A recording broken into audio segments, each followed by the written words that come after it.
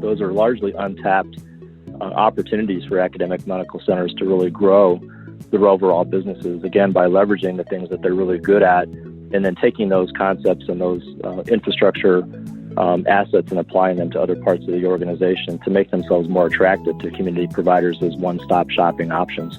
Thank you for listening to Value-Based Care Insights, a podcast by Lumina Health Partners. I'm your host, Shaillee Chopra. The series is for healthcare leaders and organizations navigating the journey to value-based care and the ever-changing landscape of our healthcare industry. Our goal in the series is to bring to you disruptive success strategies for healthcare organizations, leveraging our experience and having worked with some of the industry top experts and thought leaders. And before we dive into today's episode, I'd like to invite you to leave us a review on Apple Podcasts and let us know what you think about the episode today or any other questions that might be top of your mind.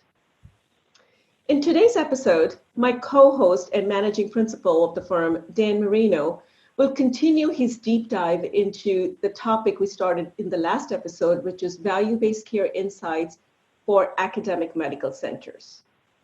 Dan, I was reflecting on the conversation we had with our guest in the last episode, and some of the questions that continue to be top of my mind are, when we think about what is the value prop, how do we really create a burning platform for this change into a value-based care environment? It is indeed different for academic medical centers, as you would imagine for CINs or ACOs in general. What are your thoughts on that? Well, I'll tell you, academic organizations, academic medical centers are really struggling with trying to figure out where they play within the whole value-based care arena. Since we had our last podcast episode, and we had talked with John Marin, he brought up some really interesting points from the legal side as to what organizations need to think about as they move into value-based care. But at the end of the day, it really comes down to identifying that value proposition. I've had the opportunity just over the last couple of weeks to talk with a few leaders from different academic organizations across the country, and they're asking some tough questions around, should they even have a clinically integrated network? And, they realize that they have to move into value-based care and contracting because of the payers, but really are struggling with understanding where they fit and how to take advantage of, say, their own specialty services and those types of things in order to really position themselves well in value-based care. Absolutely. And, once they are able to define what is actually that value prop for their academic medical center, then I think the next hurdle to cross is, how do you create a buy-in? And how do you align your faculty, your non-faculty employed, and even your community providers with this value proposition, so you create an alignment and a shared buy-in? And that is, of course, always the next challenge academic medical centers run into. Oh, yeah, absolutely. And, if you recall, John Marin on our last meeting mentioned strategy really has to fit into three categories. It has to align the faculty of the academic medical center, as well as then the non-faculty employed, and then the community. So if you start to bring all of them together, you then create your value-based care strategy. The problem, though, that you have is each of them have different focuses, right? So what's in it for the academics and how it benefits the academics is different than a non-academic and, a community provider. And I think being able to create that common vision and creating the culture to support that common vision, that's essentially important to the success. Well, at the heart of this change is a culture change. You have to really help the organization navigate through. And, when I reflect back on the work we've been doing with academic medical centers, one of the things that jumps up to me is the critical role of governance, of setting up the right governance structure that is going to help with the culture change, that is going to help with the shift, and that is going to ensure that alignment is maintained through this journey. So, I think governance really becomes really, really important in this journey.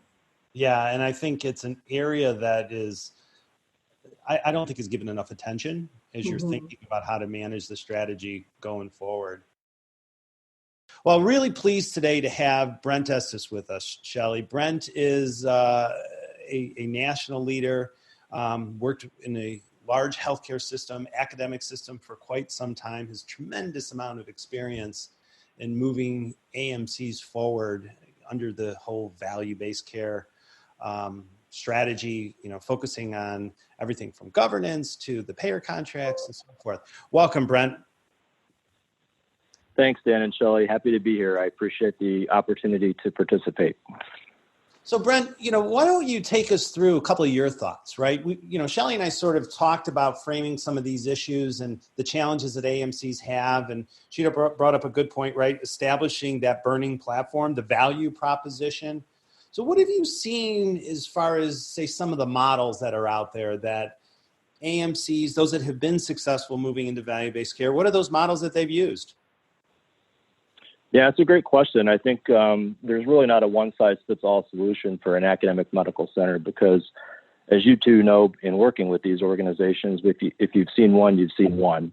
And so I think when you start talking about the different models that an organization might use, it really all depends on how they fit into their local market, what their internal governance structures are, to some degree, even where the university is positioned relative to the clinical operations of the organization. So you kind of have to start by looking at all that and then figure out what the right, model would be. I think for some academic medical centers, a clinically integrated network makes a lot of sense, particularly if they're one of many academic medical centers in their market. And there's a lot of community-based providers that are deeply involved in value-based care, both with governmental payers and also with commercial payers. But if you have an AMC who's kind of more dominant in their market and they have a very aligned medical staff, maybe a CIN is not the best approach. Yeah, I would agree with that. And, if you just think about the structures of the AMC, they're specialty dominant, right? They have a lot of specialists, a lot of specialties across the AMC. They don't have as much primary care unless they were fortunate enough to really, have that as a strategy a few years ago. Most of the time, they're trying to figure out how to create that primary care alignment or that primary care strategy. So it's almost like they have to focus on their strengths, right? Focus on those clinical service lines, focus on those specialty services as a way to almost to build that primary care network, if you will. Yeah, I think that's exactly right, Dan. So academic medical centers should focus on what they're good at, and that typically is the complex care or specialty care. And that actually provides a great opportunity for them to reach out and partner with primary care-based organizations in the community who are going to have a need to refer patients under value-based care contracts. So in most markets and with most academic medical centers, they get the patients that they're most in the service areas they're most known for. But for a lot of academic medical centers, there's a big opportunity to narrow the referral funnel with these primary care organizations. And so thinking about service line ACOs and really doing clinical integration and kind of getting that infrastructure in place within the four walls of the academic medical center would make it much easier for community-based organizations to partner with them and drive more value to the overall relationship. This past week, we did a webinar on focus on academic medical centers and how they need to advance into value-based care. And one of the questions that came up was around how do these clinical service lines, where do they need to start, right? And I sort of answered it around, well, hey, focus on those 3 or 4 key service lines like cancer, like orthopedics, like women's health services that you're known for in the market and really expand on that. And I would think, something like cancer, for instance, you could tap into the oncology care model, right? The OCM that's sponsored by the government as a really great mechanism to really expand the cancer service line, if you will, and almost create a brand out of that. And I think you did some of that work, right? Why don't you talk a little bit about what you've done with OCM and so forth? Yeah, absolutely. And you're right. Those specialty areas that the academics are known for are great places to start because not only do they have a great product that they can start with, but those are also typically the clinical areas that we're all going to see growth in down the road. So much more long-term opportunity focusing on those areas than some of the other areas community-based providers might focus in. But I agree, the oncology care model program through CMS is a great one for academic medical centers to focus on because it allows you to kind of take your integrated cancer center and then get access and information about the total utilization of care for your patients, not just what you're doing for them in terms of treating their cancer, but their heart conditions or other things that they need. And so it's an opportunity for the oncologist to then bring other components of the faculty in to really get their arms around how do you deliver value across the board for patients. And not only will that give them a better product, it actually gives them an opportunity to generate revenue. Because Right. my experience has been when you look at these, types of programs, if you focus on a patient who has cancer, well, they might be going to one provider for care of that, but going to another provider for care of heart conditions. And so it is an opportunity to capture more of a patient's healthcare wallet. And for Medicare Advantage and other commercial programs, that's a great revenue enhancement opportunity. Yeah, and it really focuses the service line, in this case cancer, to clinically integrate across the service line. But I think what it also allows you to do, as well as you're kind of building all of these, these new capabilities, it allows the clinical service line or the academic institution to start to brand themselves and almost to advance that into promoting that level of branding direct to employers, if you will, or even to payers, for instance, in kind of like a centers of excellence type of a model. And, this whole concept around direct to employers, we're hearing more and more about this. I think the clinical service line model fits right into it. Absolutely. I think direct to employer contracting may be a little tougher in a lot of markets, but I think there are certainly opportunities for academic medical centers to be ACO partners with payers for specialty service lines, and not just for the patients that the AMC already takes care of, but AMCs can think about themselves as being the population manager for a population of patients for cancer or heart conditions that go beyond their own enterprise. They could actually be providing support services to the payers for patients that are consuming services in other healthcare systems. So huge, care coordination opportunities, huge reputational enhancement opportunities, and big growth opportunities for AMCs in that space.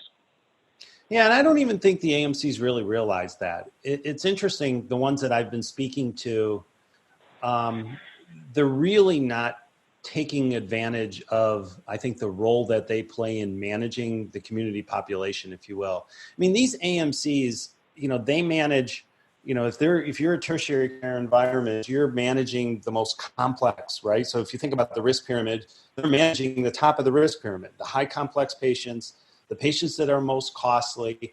And if they do that well, and they have the outcomes to show that, boy, they provide a tremendous amount of value to the overall management of these attributed populations, right? And I think the payers will definitely look to these organizations as being that kind of that guiding light, if you will, on how they need to really care for these sick of the sick. Exactly. And I think I've seen an openness on the part of many of the national payers in particular to really bring academic medical centers into their discussions about what quality metrics of the future should be.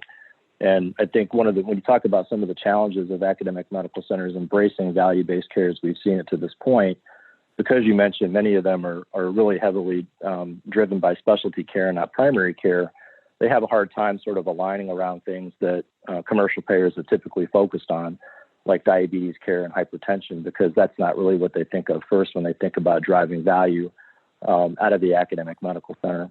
But I think with the payers now being willing to kind of have academic medical centers who are already demonstrating a commitment to value-based care, whether that's through bundled payments with Medicare or oncology care model, to some degree even transplant services with commercial payers and bundled payment arrangements, I think there's an opportunity for academic medical centers to reshape the definition of quality that then gets kind of pushed down into the employer community. But I agree, if you're able to do that, then I think academic medical centers can also benefit from greater stability in their payer relationships because there'll be more codependency on developing those clinical programs and what people should be focusing on.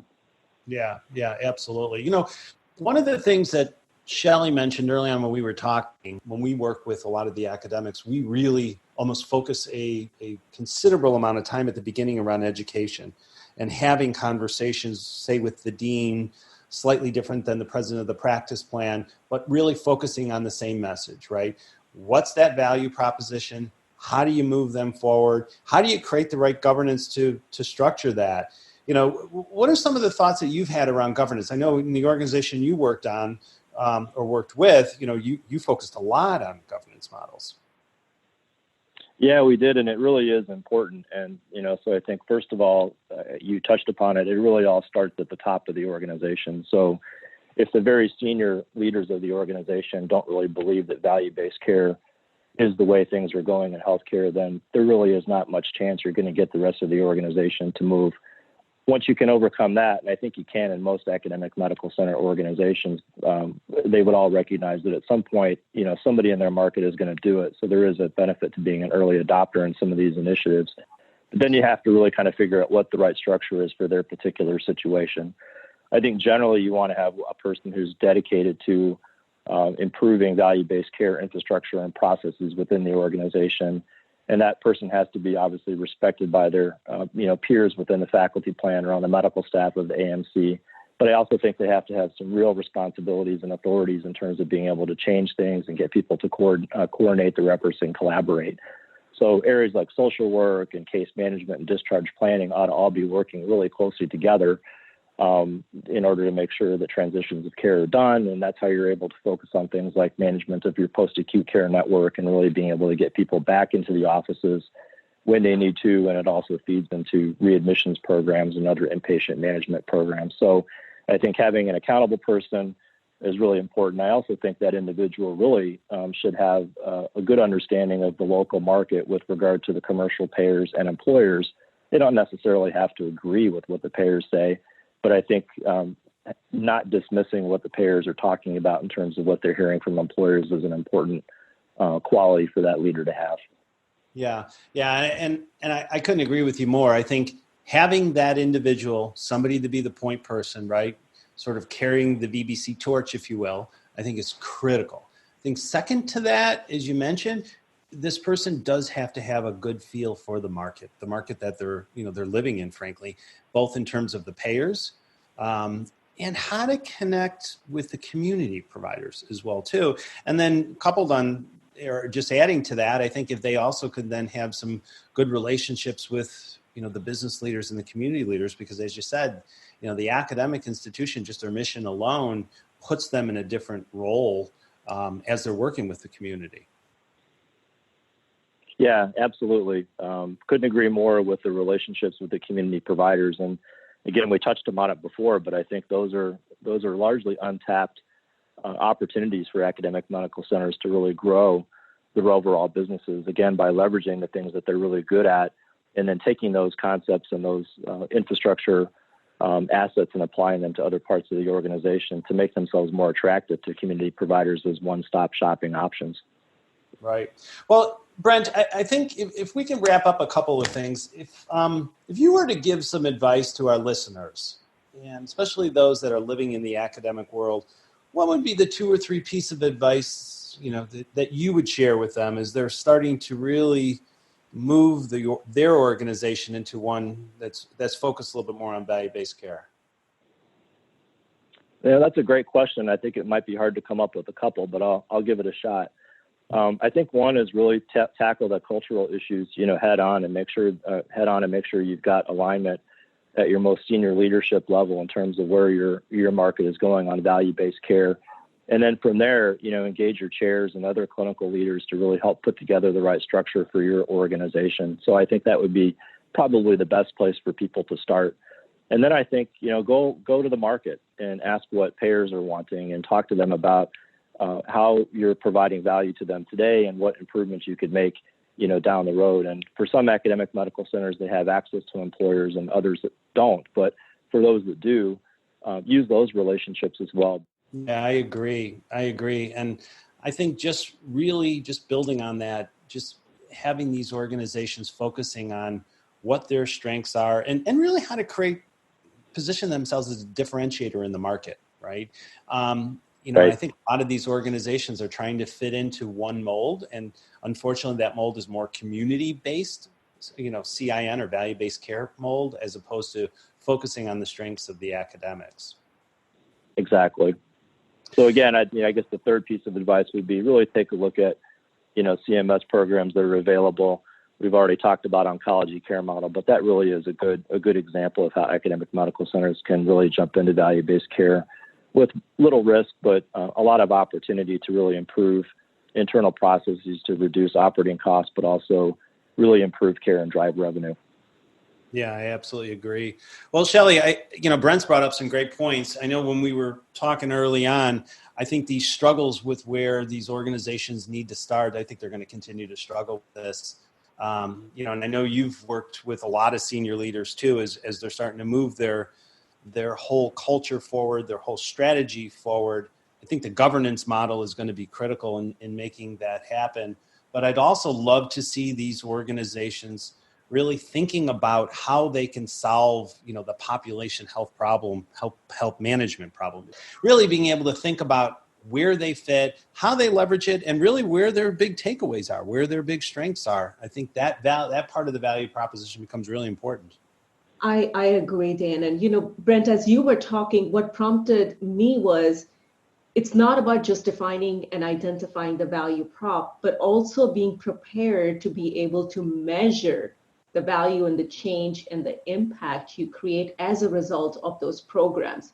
So when you talk about governance being top down, but then also keeping in mind, how do you monitor and how do you create that impact on the front lines? And I think what that brings me back to, your comments on the governance and your comments on leveraging the marketing feedback is the need to also create a data infrastructure and analytics infrastructure, which is then going to help you to measure the impact and change through this population management programs that you put in place. Yeah, absolutely. You're completely right. And, academic medical center people love analytics and looking at the data. So, for them, having that capability is going to be essential to carrying these, initiatives on, because if you're not able to measure the return on these investments, then, the efforts are going to fizzle out. So I couldn't agree more. That's a really critical part of the overall plan.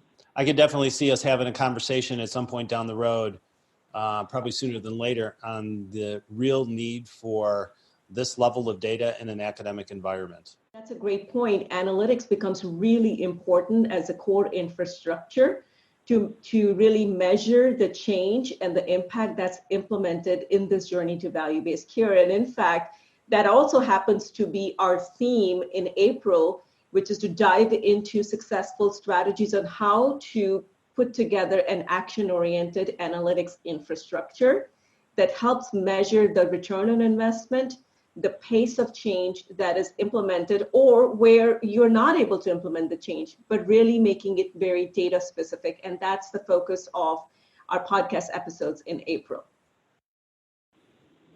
We want to thank our listeners for tuning in to our Value-Based Insights podcast by Lumina Health Partners. We at Lumina are your partners on the journey to value-based care. To learn more about us, visit us on luminahp.com. And if you found value in today's conversation, subscribe to us on all major podcast platforms, and don't forget to leave us feedback. You can also find additional blogs, thought leadership on this topic, and also transcript of our podcast episodes on our website, luminahp.com. Join us again next time, wherein Dan and I dive in further into analytic strategies for value-based care and how CINs, ACOs, and academic medical centers can leverage these strategies for sustainable success. Until then, have a great day.